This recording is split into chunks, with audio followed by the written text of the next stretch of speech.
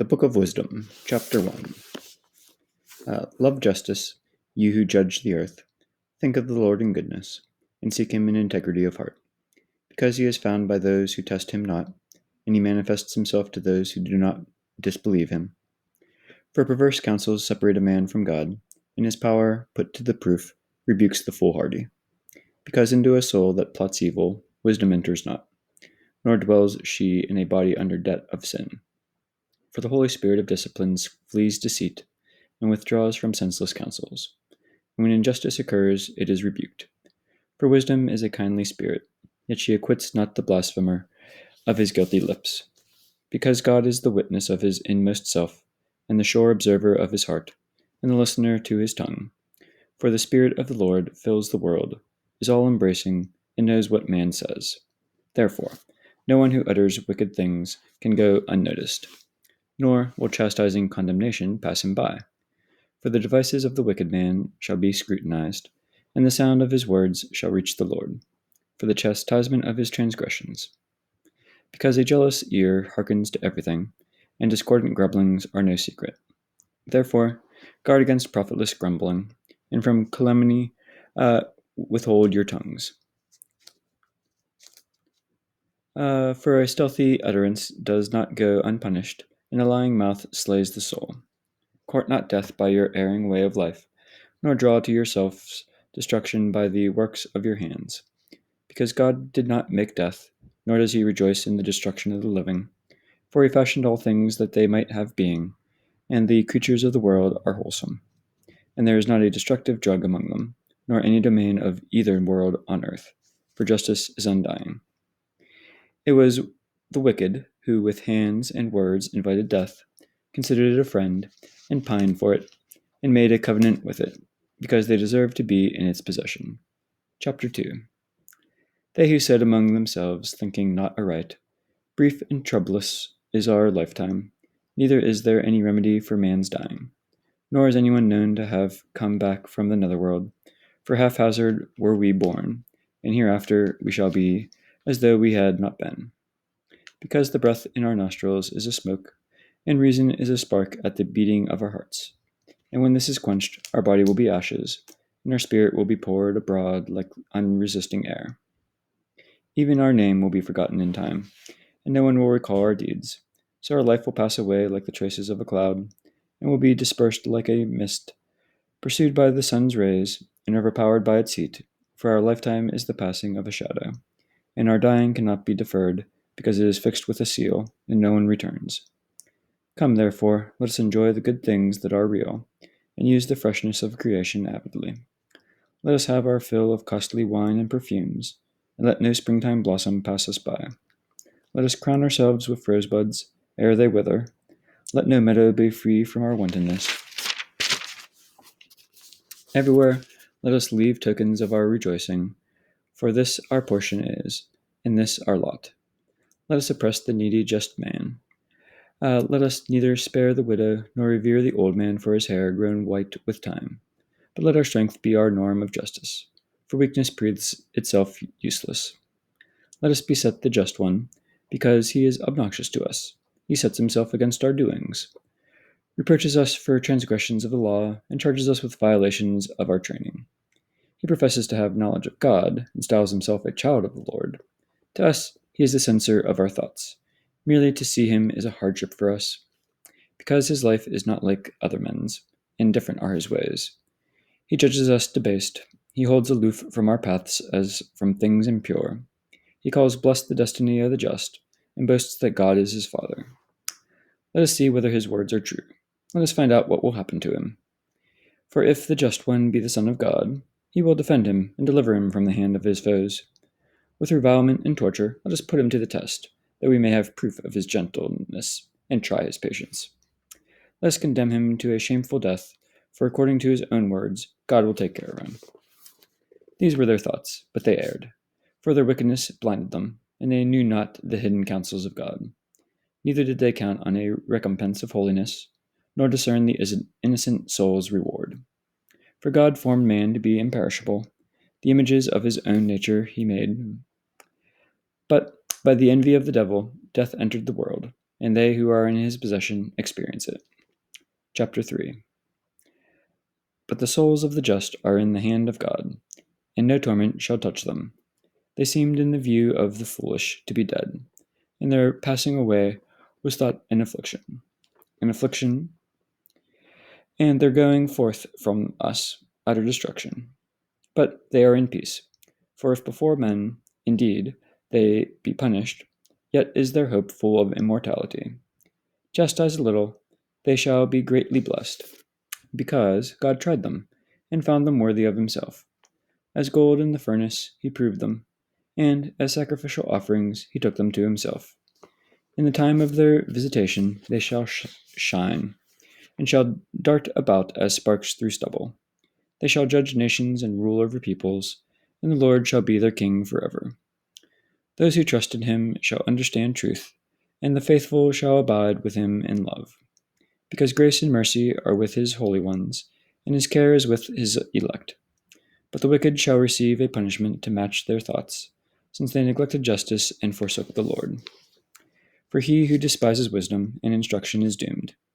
Vain is their hope, fruitless are their labors, and worthless are their works. Their wives are foolish, and their children wicked. Accursed is their brood. Yes, blessed is she who, childless and undefiled, knew not transgression of the marriage bed.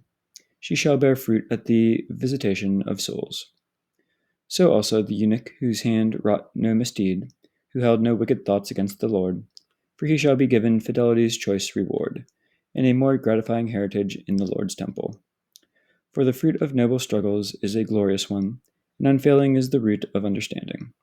But the children of adulterers will remain without issue, and the progeny of an unlawful bed will disappear. For who should they attain long life, they will be held in no esteem, and dishonored with their old age be at last. While, should they die abruptly, they have no hope, nor comfort in the day of scrutiny, for dire is the end of the wicked generation. Chapter 4. Better is childlessness with virtue, for immortal is its memory, because both by God is it acknowledged, and by men. When it is present, men imitate it, for they long for it when it is gone, and forever it marches crowned in triumph, victorious in unsullied deeds of valor. But the numerous progeny of the wicked shall be of no avail. Their spurious offshoots shall not strike deep root, nor take firm hold.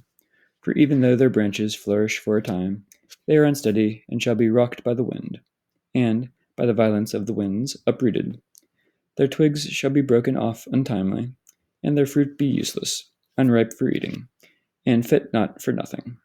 For children born of lawless unions give evidence of the wickedness of their parents when they are examined. But the just man, though he die early, shall be at rest, for the age that is honorable comes not with the passing of time, nor can it be measured in terms of years. Rather, understanding is the hoary crown for men, and an unsullied life, the attainment of old age. He who pleased God was loved. He who lived among sinners was transported, snatched away, lest wickedness pervert his mind, or deceit beguile his soul. For the witchery of paltry things obscures what is right, and the whirl of desire transforms the innocent mind. Having become perfect in a short while, he reached the fullness of a long career, for his soul was pleasing to the Lord. Therefore, he sped him out of the midst of wickedness, but the people saw and did not understand, nor did they take this into account. Yes, the just man dead condemns the sinful who live. The youth swiftly completed condemns the many years of the wicked men grown old. For they see the death of the wise man, and do not understand what the Lord intended for him, or why he made him secure. They see, and hold him in contempt. But the Lord laughs them to scorn, and they shall afterward become dishonored corpses, in an unceasing mockery among the dead. For they shall strike them down, ye shall strike them down, speechless and prostrate, and rock them to their foundations. They shall be utterly laid waste, and shall be in grief, and their memory shall perish. Fearful shall they come at the counting up of their sins, and their lawless deeds shall convict them to their face. Then shall the just one with great assurance confront his oppressors who set at naught his labors. Seeing this, they shall be shaken with dreadful fear, and amazed at the unlooked-for salvation. They shall say among themselves, rueful and groaning through anguish of spirit. This is he whom once we held as a laughingstock, and as a type for mockery, fools that we were. His life we accounted madness, and his death dishonored. See how he is accounted among the sons of God, how his lot is with the saints. We then have strayed from the way of truth, and the light of justice did not shine for us, and the sun did not rise for us. We had our fill of the ways of mischief and of ruin. We journeyed through impassable deserts, but the way of the Lord we knew not. What did our pride avail us? What have wealth and its boastfulness afforded us? All of them passed like a shadow, and like a fleeting rumor, like a ship traversing the heavy water, of which, when it has passed, no trace can be found, no path of its keel in its waves, or like a bird flying through the air. No evidence of its course is to be found, but the fluid air, lashed by the beat of pinions, and cleft by the rushing force of speeding wings, is traversed, and afterward no mark of passage can be found in it. Or as, when an arrow has been shot at the mark, the parted air straightway flows together again, so that none discerns the way it went through. Even so, we, once born, abruptly came to naught, and held no sign of virtue to display, but were consumed in our wickedness. Yes, the hope of the wicked is like thistledown borne on the wind, and like fine tempest-driven foam, like smoke scattered among the wind, by the wind, and like the passing memory of the nomad camping for a single day. But the just live forever, and in the Lord is their recompense, and the thought of them is with the Most High. Therefore shall they receive the splendid crown, the beauteous diadem from the hand of the Lord. For he shall shelter them with his right hand, and protect them with his arm. He shall take his zeal for armor, and he shall arm creation to requite the enemy. He shall don justice for a breastplate, and shall wear sure judgment for a helmet.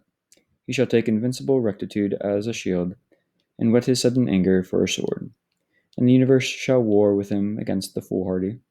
Well-aimed shafts of lightnings shall go forth, and from the clouds, as from a well-drawn bow, shall leap to the mark. And, as from his sling, wrathful hailstones shall be hurled. The water of the sea shall be enraged against them, and the streams shall abruptly overflow. A mighty wind shall confront them, and a tempest winnow them out. Thus lawlessness shall lay the whole earth waste, and evil-doing overturn the thrones of potentates. Chapter 6. Hear, therefore, kings, and understand. Learn, you magistrates of the earth's expanse. Hearken, you who are in power over the multitude and lord over throngs of peoples. Because authority was given you by the Lord, and sovereignty by the Most High, who shall probe your works and scrutinize your counsels. Because, though you were ministers of his kingdom, you judged not rightly, and did not keep the law, nor walk according to the will of God. Terribly and swiftly shall he come against you, because judgment is stern for the exalted. For the lowly may be pardoned out of mercy, but the mighty shall be mightily put to the test. For the Lord of all shows no partiality, nor does he fear greatness, because he himself made the great as well as the small, and he provides for all alike. But for those in power a rigorous scrutiny impends. To you, therefore, O princes, are my words addressed, that you may learn wisdom and that you may not sin. For those who keep the holy precepts hallowed shall be found holy, and those learned in them will have ready a response. Desire, therefore, my words, long for them, and you shall be instructed. Resplendent and unfading is wisdom, and she is readily perceived by those who love her, and found by those who seek her. She hastens to make herself known in anticipation of men's desire. He who watches for her at dawn shall not be disappointed, for he shall find her sitting by his gate. For taking thought of her is the perfection of prudence, and he who for her sake keeps vigil shall quickly be free from care. Because she makes her own rounds, seeking those worthy of her, and graciously appears to them in the ways, and meets them with all solicitude. For the first step toward discipline is a very earnest desire for her. Then, care for discipline is love of her. Love means the keeping of her laws. To observe her laws is the basis for incorruptibility, and incorruptibility makes one close to God. Thus, The desire for wisdom leads up to a kingdom. If then you find pleasure in throne and scepter, you princes of the peoples, honor wisdom, that you may reign as kings forever. Now, what wisdom is, and how she came to be, I shall relate, and I shall hide no secrets from you. But from the very beginning I shall search out and bring to light knowledge of her. Nor shall I diverge from the truth, neither shall I admit consuming jealousy to my company, because that can have no fellowship with wisdom. A great number of wise men is the safety of the world, and a prudent king the stability of his people. So take instruction from my words to your profit. I too am a mortal man, the same as all the rest, and a descendant of the first man, formed of earth. And in my mother's womb I was molded into flesh, in a 10 months period, body and blood, from the seed of man and the pleasure that accompanies marriage. And I too, when born, inhaled the common air, and fell upon the kindred earth. Wailing, I uttered that first sound common to all. In swaddling clothes and with constant care I was nurtured, for no king has any different origin or birth, but one is the entry into life for all, and in one same way they leave it. Therefore I prayed, and prudence was given me. I pleaded, and the spirit of wisdom came to me. I preferred her to scepter and throne, and deemed riches nothing in comparison with her. Nor did I liken any priceless gem to her, because all gold, in view of her, is a little sand, and before her silver is to be accounted mire. Beyond health and comeliness, I loved her, and I chose to have her rather than the light, because the splendor of her never yields to sleep. Yet all good things together came to me in her company, and countless riches at her hands. And I rejoiced in them all, because wisdom is their leader, though I had not known that she is the mother of these. Simply, I learned about her, and ungrudgingly do I share her riches. I do not hide away, for to me, or to men, she is an unfailing treasure. To those who gain this treasure win the friendship of God, to whom the gifts they have from discipline commend them. Now God grant I speak suitably and value these endorsements at their worth, for he is the guide of wisdom and the director of the wise. For both we and our words are in his hand, as well as all prudence and knowledge of crafts. For he gave me sound knowledge of existing things, that I might know the organization of the universe and the force of its elements, the beginning and the end of the midpoint of times, the changes in the sun's course and the variations of the seasons, cycles of years, positions of the stars, natures of animals, tempers of beasts, powers of the winds and thoughts of men, uses of plants and virtues of roots. Such things as are hidden I learned, and such are as are plain, for wisdom, the artificer of all, taught me. For in her is a spirit intelligent, holy, unique, manifold, subtle, agile, clear, unstained, certain, not baneful, loving the good, keen, unhampered, beneficent, kindly, firm, secure, tranquil, all powerful, all seeing, and pervading all spirits, though they be intelligent, pure, and very subtle. For wisdom is mobile beyond all motion, and she penetrates and pervades all things by reason of her purity. For she is an aura of the might of God, and a pure effusion of the glory of the Almighty. Therefore, naught that is solid enters into her. For she is the refulgence of eternal light, the spotless mirror of the power of God, the image of his goodness. And she, who is one, can do all things, and renews everything while herself perduring. And passing into holy souls from age to age, she produces friends of God and prophets. For there is not God loves, be it not one who dwells with wisdom. For she is fairer than the sun, and surpasses every constellation of the stars. Compared to light, she takes precedence. For that, indeed, night supplants, but wickedness prevails not over wisdom. Chapter 8. Indeed, she reaches from end to end mightily, and governs in all things well. Her love I Her I loved and sought after from my youth. I sought to take her for my bride, and was enamored of her beauty. She adds to nobility the splendor of companionship with God. Even the Lord of all loved her. For she is instructress in the understanding of God, the selector of his works, And if riches be a desirable possession in life, what is more rich than wisdom, who produces all things? And if prudence renders service, who in the world is a better craftsman than she? Or if one loves justice, the fruits of her works are virtues. For she teaches moderation and prudence, justice and fortitude, and nothing in life is more useful for men than these. Or again, if one yearns for copious learning, she knows the things of old and infers those yet to come. And if prudence renders service, who in the world is a better craftsman than she? Or if one loves justice, the fruits of her works are virtues. For she teaches moderation and prudence, justice and fortitude. Nothing in life is more useful for men than these. Or again, if one yearns for copious learning, she knows the things of old, and infers those yet to come. She understands the turns of phrases and the solutions of riddles, signs and wonders she knows in advance, and the outcome of times and ages.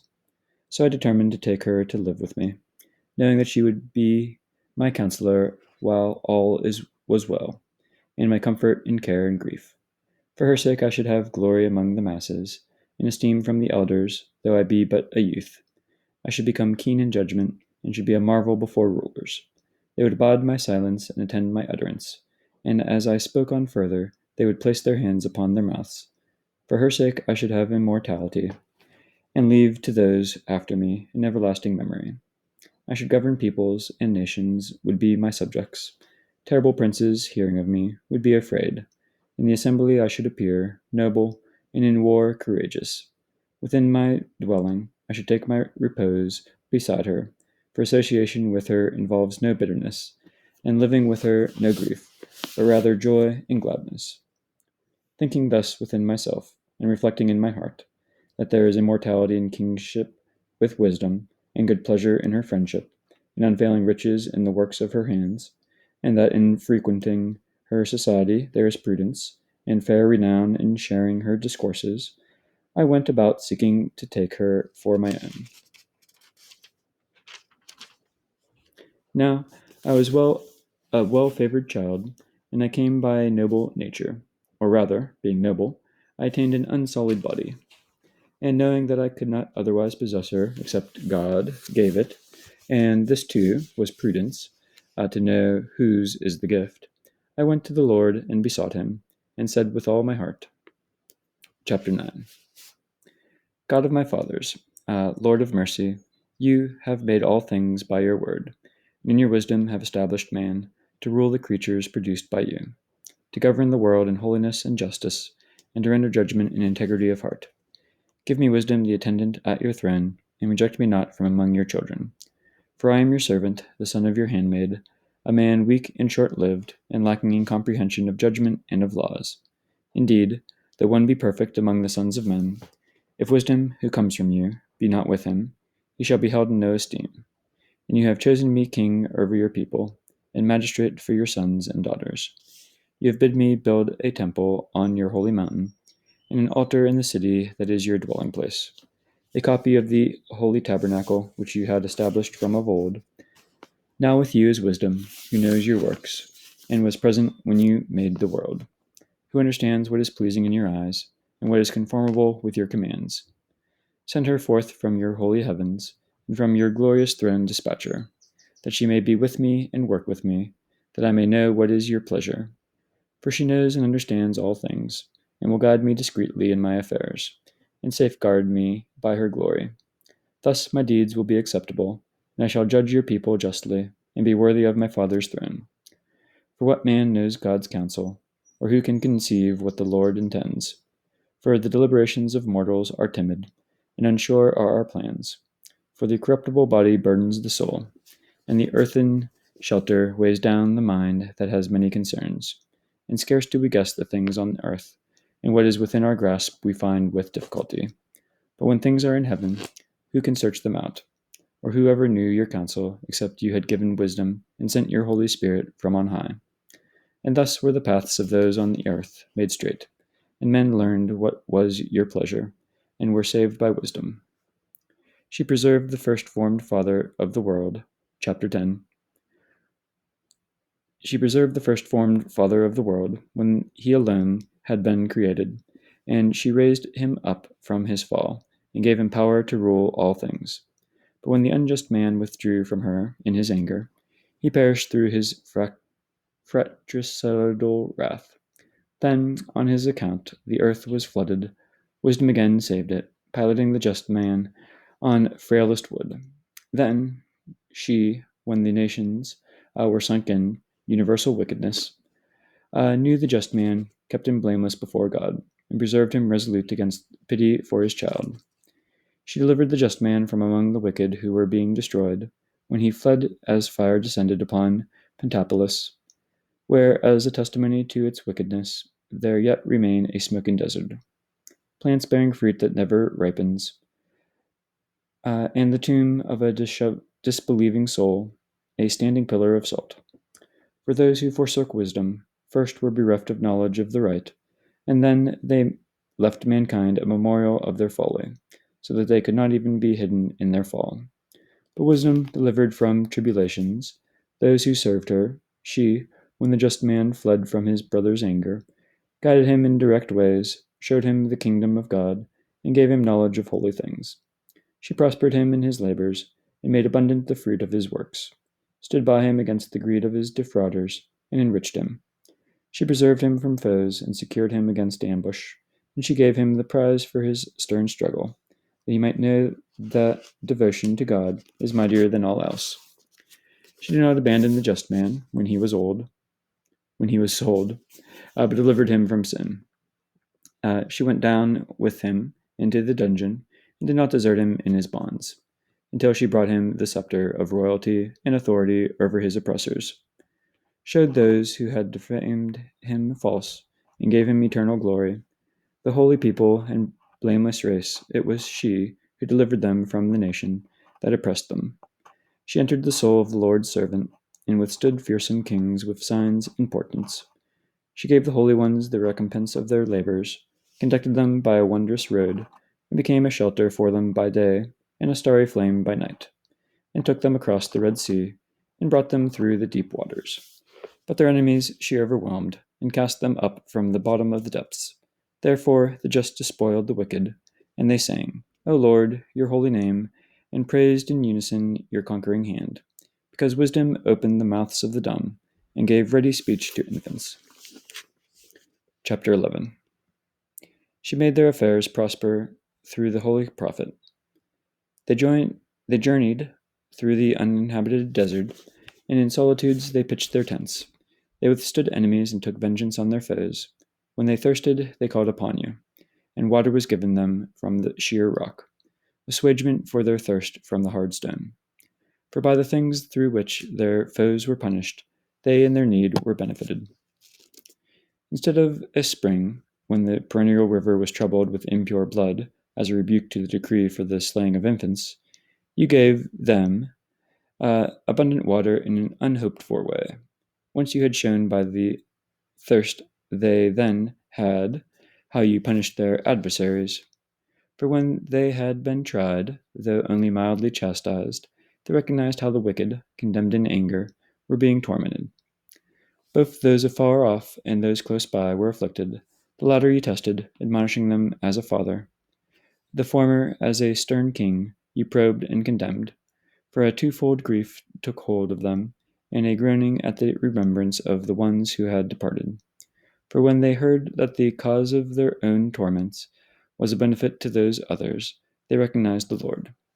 Him who of old had been cast out in exposure, they indeed mockingly rejected. But in the end of events they marveled at him, since their thirst proved unlike that of the just. And in return for their senseless, wicked thoughts, which misled them into worshipping dumb serpents and worthless insects, you sent upon them swarms of dumb creatures for vengeance, that they might recognize that a man is punished by the very things through which he sins. For not without means was your almighty hand, that had fashioned the universe from formless matter, to send upon them a drove of bears or fierce lions, or new created, wrathful, unknown beasts to breathe forth fiery breath, or pour out roaring smoke, or flash terrible sparks from their eyes.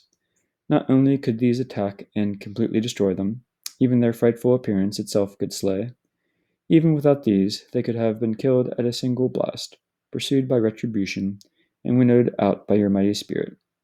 But you have disposed all things by measure and number and weight. For with you great strength abides always. Who can resist the might of your arm? Indeed, before you the whole universe is as a grain from a balance, or a drop of morning dew come down upon the earth. But you have mercy on all, because you can do all things, and you overlook the sins of men, that they may repent. For you love all things that are, and loathe nothing that you have made. For what you hated, you would not have fashioned. And how could a thing remain unless you willed it, or be preserved, had not been called forth by you? But you spare all things, because they are yours, O Lord, and lover of souls. Chapter 12. For your imperishable spirit is in all things. Therefore, you rebuke offenders little by little, warn them, and remind them of the sins they are committing, that they may abandon their wickedness and believe in you, O Lord. For truly, the ancient inhabitants of your holy land, whom you hated for deeds most odious, works of witchcraft and impious sacrifices, a cannibal feast of human flesh and of blood, from the midst of those merciless murderers of children, and parents who took with their own hands defenseless lives, you will destroy by the hands of our fathers, that the land that is dearest of all to you might receive a worthy colony of God's children. But even these, as they were men, you spared, and sent wasps as forerunners of your army, that they might exterminate them by degrees. Not that you were without power to have the wicked vanquished in battle by the just, or wiped out at once by terrible beasts or by one decisive word, but condemning them bit by bit, you gave them space for repentance.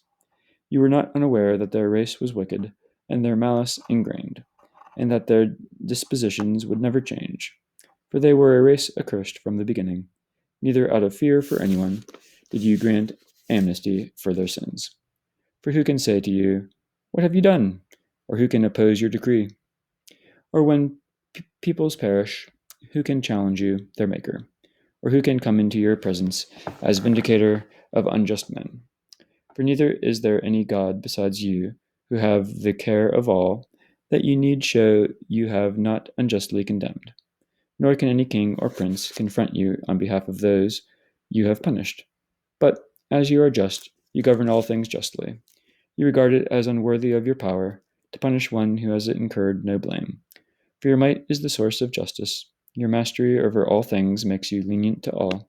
For you show your might when the perfection of your power is disbelieved, and in those who know you, you rebuke temerity. But though you are master of might, you judge with clemency, and with much lenience you govern us. For power, whenever you will, attends you, and you taught your people by these deeds that those who are just must be kind. And you gave your sons good ground for hope, that you would permit repentance for their sins. For these were enemies of your servants, doomed to death. Yet, while you punished them with such solicitude and pleading, granting time and opportunity to abandon wickedness, with what exactitude you judged your sons, to whose fathers you gave the sworn covenants of goodly promises. Us, therefore, you chastise, and our enemies with 1,000 blows you punish, that we may think earnestly of your goodness when we judge, and, when being judged, may look for mercy. Hence those unjust also, who lived a life of folly, you tormented through their own abominations, for they went far astray in the paths of error, taking for gods the worthless and disgusting among the beasts, deceived like senseless infants. Therefore, as though upon unreasoning children, you sent your judgment on them as a mockery. But they who took no heed of punishment, which was but child's play, were to experience a condemnation worthy of God. For in the things through which they suffered distress, since they were tortured by the very things they deemed gods, they saw and recognized the true God, whom before they had refused to know. With this, their final condemnation came upon them. For all men were by nature foolish, who were in ignorance of God, and who from the good things seen did not succeed in knowing him who is, and from studying the works did not discern the artisan. But either fire or wind, or the swift air, or the circuit of the stars, or the mighty water, or the luminaries of heaven, the governors of the world, they considered gods. Now, if out of joy in their beauty they thought them gods, let them know how far more excellent is the Lord than these. For the original source of beauty fashioned them. Or if they were struck by their might and energy, let them from these things realize how much more powerful is he who made them. For from the greatness and the beauty of created things, the original author, by analogy, is seen. But yet, for these the blame is less. For they indeed have gone astray, perhaps, though they seek God and wish to find him. For they search busily among his works, but are distracted by what they see, because the things seen are fair. But again, not even these are pardonable, for if they so far succeeded in knowledge that they could speculate about the world, how could they not more quickly find its Lord? But doomed are they, and in dead things are their hopes, who termed good God's things made by human hands, God and silver, the product of art, and likenesses of beasts, or useless stone, the work of an ancient hand. A carpenter may saw out a suitable tree, and skillfully scrape off all its bark, and deftly plying his heart, produce something fit for daily use, and use up the refuse from his handiwork in preparing his food, and have his fill. Then the good-for-nothing refuse from these remnants, a crooked wood grown full of knots, he takes and carves to occupy his spare time. This wood he models with listless skill, and patterns it on the image of a man, or makes it resemble some worthless beast. When he has daubed it with red and crimsoned its surface with red stain, and daubed over every blemish in it, he makes a fitting shrine for it, and puts it on the wall, fastening it with a nail. Thus, lest it fall down, he provides for it, knowing that it cannot help itself, for truly it is an image and needs help. But when he prays about his goods, or marriage, or children, he is not ashamed to address the thing without a soul. And for vigor he invokes the powerless, and for life he entreats the dead, and for aid he beseeches the wholly incompetent, and about travel something that cannot even walk. And for profit in businesses and success with his hands, he asks facility of a thing with hands completely inert. Chapter 14. Again, when preparing for a voyage, and one about to traverse the wild waves, cries out to wood more unsound than the boat that bears him. For the urge for profits devised this ladder, and the wisdom the artificer produced it. But your providence, O Father, guides it, for you have furnished even in the sea a road, and through the waves a steady path, showing that you can save from any danger, so that even with one without skill may embark. But you will that the products of your wisdom be not idle. Therefore, men trust their lives even to frailest wood, and have been safe crossing the surge on a raft. For of old, when the proud giants were being destroyed, the hope of the universe, who took refuge on a raft, left to the world a future for his race under the guidance of your hand. For blessed is the wood through which justice comes about, but the handmaid idol is accursed, and its maker as well. He for having produced it, and it because the corruptible, it was turned to God. Equally odious to God are the evildoer and his evil deed, and the thing made shall be punished with its contriver. Therefore, upon even the idols of the nations shall a visitation come, since they have become abominable amid God's works, snares for the souls of men, and a trap for the feet of the senseless. For the source of wantonness is the devising of idols, and their invention was a corruption of life. For in the beginning they were not, nor shall they continue forever. For by the vanity of men they came into the world, and therefore a sudden end is devised for them. For a father afflicted with untimely mourning, an image of the child so quickly taken from him, and now honored as a god what was formerly a dead man, and handed down to his subjects mysteries and sacrifices. Then, in time, the impious practice gained strength and was observed as law, as graven things were worshipped by princely decrees. Men who lived so far away that they could not honor him in his presence copied the appearance of the distant king, and made a public image of him they wished to honor, out of zeal to flatter him when absent, as though present, and to promote this observance among those to whom it was strange. the artisan's ambition provided a stimulus, for he, mayhap in his determination to please the ruler, labored over the likeness to the best of his skill, and the masses, drawn by the charm of the workmanship, soon thought he should be worshipped who shortly before was honored as man. And this became a snare for mankind, that men enslaved to either grief or tyranny conferred the incommunicable name on stocks and stones. Then it was not enough for them to err in their knowledge of God, but even though they live in a great war of ignorance, they call such evils peace. For while they celebrate either child-slaying sacrifices or clandestine mysteries, or frenzied carousels and unheard-of rites, they no longer safeguard their lives or pure wedlock. But each either waylays and kills his neighbor, or aggrieves him by adultery.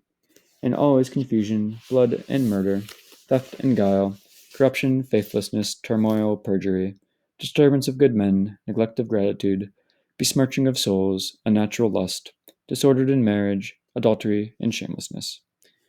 For the worship of infamous idols is the reason and source and extremity of all evil.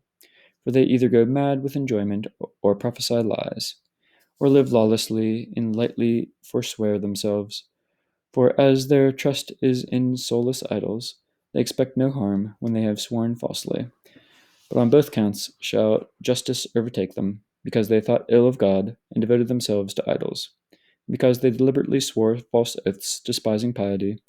For not the might of those that are sworn by, but the retribution of sinners, ever follows upon the transgression of the wicked. Chapter 15. But you, our God, are good and true, slow to anger, and governing all with mercy.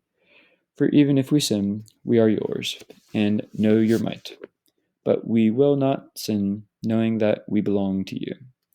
For to know you well is complete justice, and to know your might is the root of immortality.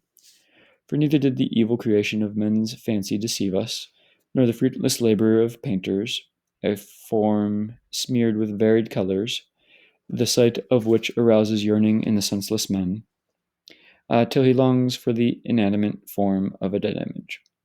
Lovers of evil things, and worthy of such hopes, are they who make them, and long for them, and worship them.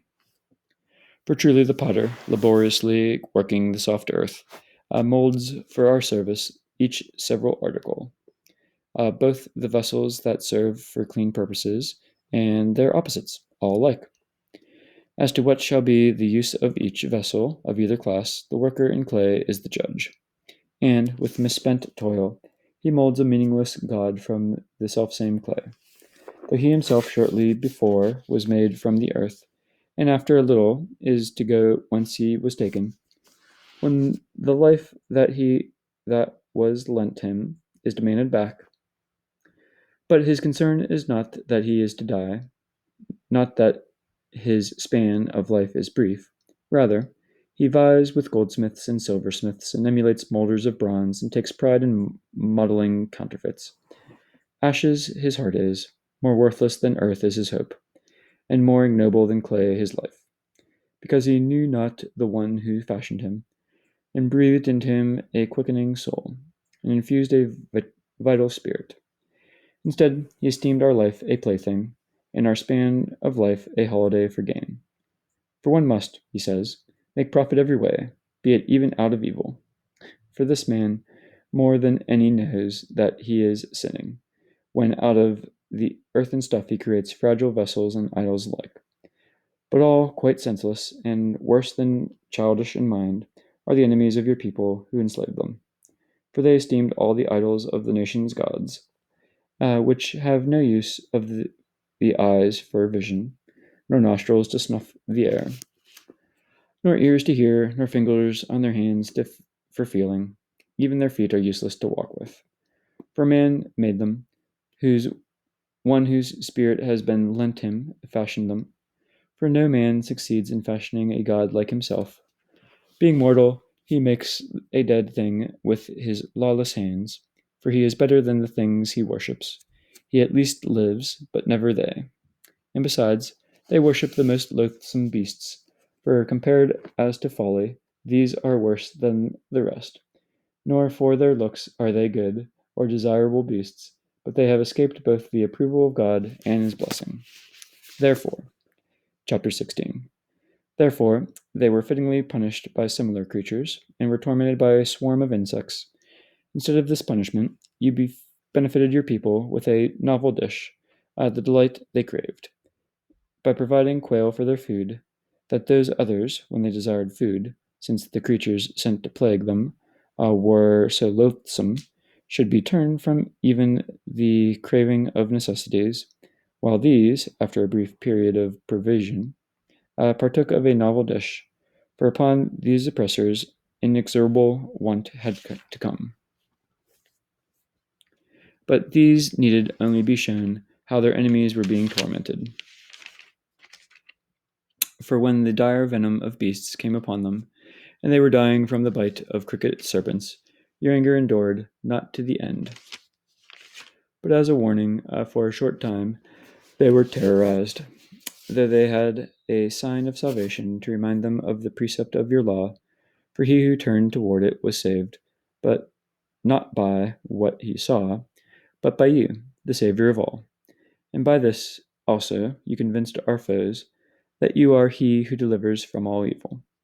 For the bites of locusts and of fleas slew them, and no remedy was found to save their lives, because they deserved to be punished by such means.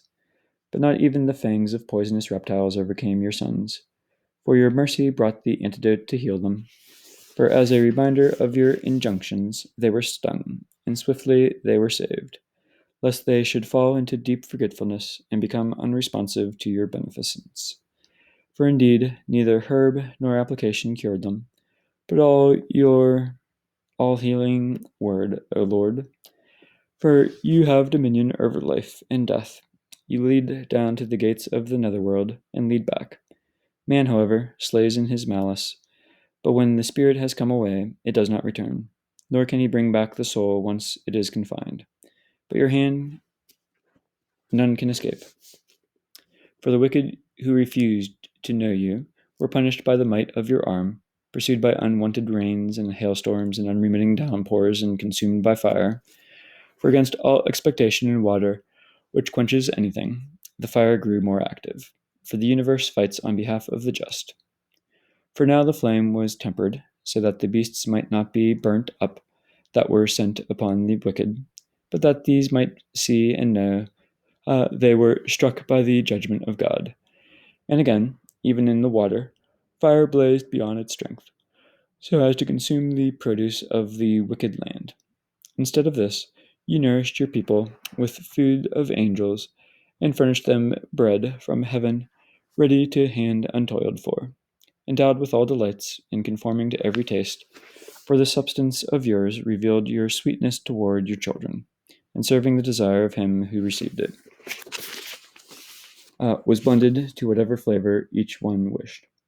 Yet snow and ice withstood fire and were not melted, that they might know that their enemies' fruits were consumed by a fire that blazed in the hail and flashed lightning in the rain. But this fire, again, that the just might be nourished, forgot even its proper strength.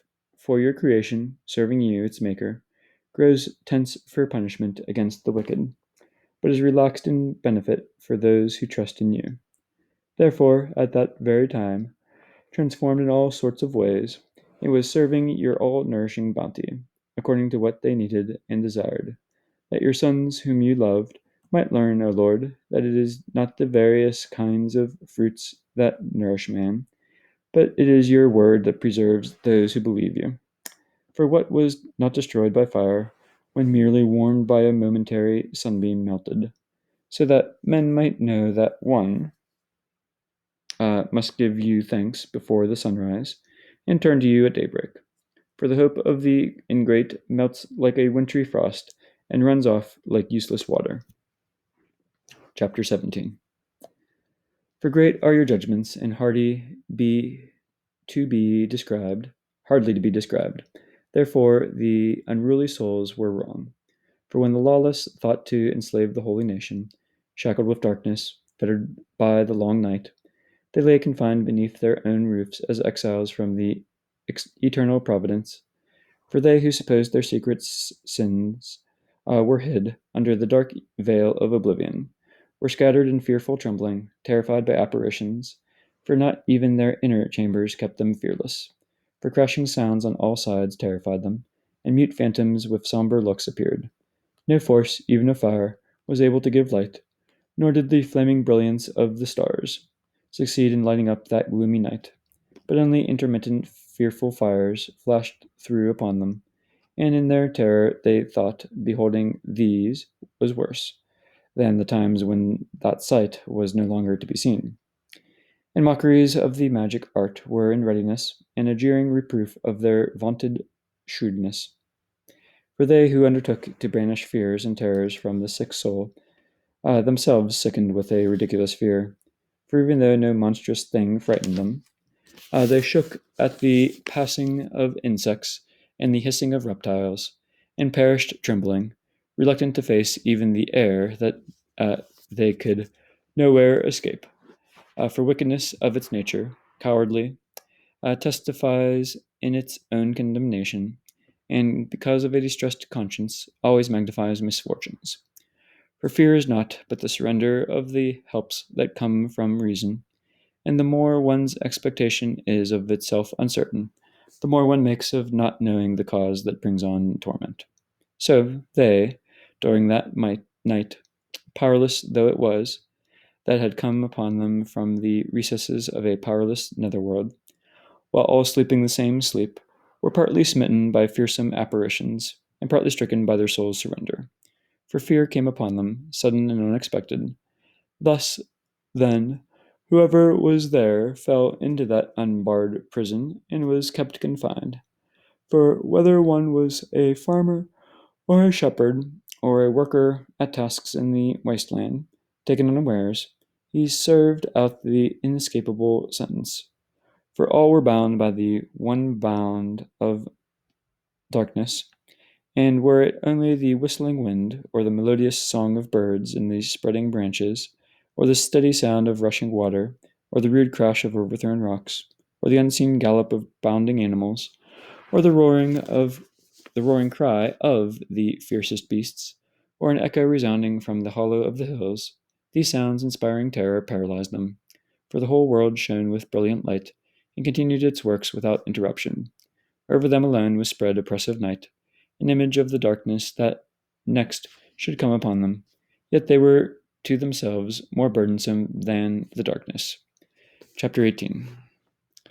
But your holy ones had very great light, and those others who heard their voices, but did not see their forms, since now they themselves had suffered, called them blessed, because they who formerly had been wronged did not harm them. They thanked them, and pleaded with them for the sake of the difference between them. Instead of this, you furnished the flaming pillar, which was a guide on the unknown way, and the mild sun for an honorable migration. For those deserved to be deprived of light and imprisoned by darkness, who had kept your sons confined, through whom the imperishable light of law was to be given to the world. When they determined to put to death the infants of the holy ones, and when a single boy had been cast forth but saved, as a reproof you carried off their multitude of sons, and made them perish all at once in the mighty water. That night was known beforehand to our fathers, that with sure knowledge of the oaths in which they put their faith, they might have courage. Your people awaited the salvation of the just and the destruction of their foes. For when you punished our adversaries, in this you glorified us whom you had summoned. For in secret the holy children of the good were offering sacrifice, and putting into effect with one accord the divine institution, that your holy ones should share alike the same good things and dangers, having previously sung the praises of the Father. But the discordant cry of their enemies responded, and the piteous wail of mourning for children was borne to them, and the slave was smitten with the same retribution as his master. Even the plebeian suffered the same as the king. And all alike by a single death had countless dead, for the living were not even sufficient for the burial, since at a single instant their nobler offspring were destroyed. For though they disbelieved at every turn on account of sorceries, at the destruction of the firstborn, they acknowledged that the people was God's son. For when peaceful stillness compassed everything, and the night in its swift course was half spent, your all powerful word from heaven's royal throne bounded, a fierce warrior, into the doomed land, bearing the sharp sword of your inexorable decree, and as he alighted, he filled every place with death. He still reached to heaven while he stood upon the earth. Then, forthwith, visions and horrible dreams perturbed them, and unexpected fears assailed them, and cast half dead, one here, another there. Each was revealing the reason for his dying. For the dreams that disturbed them had proclaimed this beforehand, lest they perish unaware of why they suffered ill. But the trial of death touched at one time even the just, and in the desert a plague struck the multitude. Yet not for long did the anger last, for the blameless man hastened to be their champion, bearing the weapon of his special office, prayer and the propitiation of incense. He withstood the wrath and put a stop to the calamity, showing that he was your servant, and he overcame the bitterness, not by bodily strength, but by force of arms. But by word he overcame the smiter, recalling the sworn covenants with their fathers. For when corpses had already fallen, one on another, in heaps, he stood in the midst of the and checked the anger, and cut off the way to the living. For on his full length robe was the whole world, and the glories of the fathers were carved in 4 rows upon the stones, and your grandeur was on the crown upon his head. To these names the destroyer yielded, and these he feared, for the mere trial of anger was enough. Chapter 19. Last one. But the wicked, merciless wrath assailed until the end, for he knew beforehand what they were to do, yet to do. That though they themselves had agreed to the departure, and had anxiously sent them on their way, they would regret it and pursue them. For while they were still engaged in funeral rites, and were mourning at the burials of the dead, they adopted another senseless plan, and those whom they had sent away with entreaty they pursued as fugitives. For a compulsion suited to this ending drew them on, and made them forgetful of what had befallen them, that they might fill out the torments of their punishment, and your people might experience a glorious journey, while those others met an extraordinary death. For all creation, in its several kinds, was being made ever anew, serving its natural laws, that your children might be preserved unharmed. The cloud overshadowed their camp, and out of what had before been water, dry land was seen emerging. Out of the Red Sea it impeded a road, and a grassy plain out of the mighty flood. Over this crossed the whole nation sheltered by your hand, after they beheld stupendous wonders. For they ranged about like horses, and bounded about like lambs, praising you, O Lord, their deliverer. For they were still mindful of what had happened in their sojourn, how instead of the young of animals and the land brought forth gnats, and instead of fishes the river swarmed with countless frogs. And later they saw also a new kind of bird. When prompted by desire, they asked for pleasant foods. For to appease them, quail came to them from the sea, and the punishments came upon the sinners, only after forewarnings from the violence of the thunderbolts. For they justly suffered for their own misdeeds, since indeed they treated their guests with the more grievous hatred. For those others did not receive unfamiliar visitors, but these were enslaving beneficent guests, and not only that, but what punishment was to be theirs, since they received strangers unwillingly. Yet these, after welcoming them with festivities, oppressed with awful toils those who now shared with them the same rights, and they were struck with holiness, with blindness, and those others had been at the portals of the just, when surrounded by yawning darkness. Each sought the entrance of his own gate. For the elements in variable harmony among themselves, like strings of the harp, produced new melody, while the flow of music steadily persists. And this can be perceived exactly from a review of what took place.